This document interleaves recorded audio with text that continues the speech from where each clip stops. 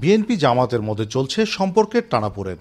দুই দলের শীর্ষ নেতাদের বক্তব্য উত্তেজনা ছড়িয়েছে রাজনীতির মাঠে। জামাত নেতারা বলছেন তাদের বক্তব্য সবার জন্য, আর বিএনপি নেতারা বলছেন জবাব না দিলে মানুষ ভুল বুঝবে। আমাদের নেতৃবৃন্দ এই কথাগুলো, মানুষের এই চিন্তা, মানুষের মনের এই চাওয়া আকাঙ্ক্ষার কথাগুলোই মানুষের সামনে আমাদের হয়তো বিভিন্ন জায়গায় বলছেন। এই কারণে ওনারা মনে করছেন আমরা কথাগুলো ওনাদেরকে বলছি।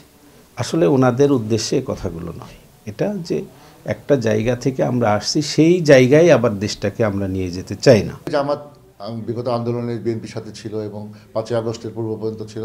এখনও আমরা আমাদের মধ্যে খুব বেশি ভিন্নতা তৈরি হয়নি। হয়তো কিছু কিছু বিষয়, যে বিষয়গুলো প্রশ্ন দেওয়া উচিত, কোনো দল যদি কোনো বিষয়ে বিতর্ক তোলে বা কেউ যদি তার সেই দলের পক্ষে বিতর্ক তোলে, তাহলে তার জবাব দেওয়া উচিত। আগামী নির্বাচনে বিএনপি জামাত জোট হচ্ছে না এমন ইঙ্গিতও দিয়েছেন নেতারা। এককভাবে ভোটে যেতে চলছে প্রস্তুতি।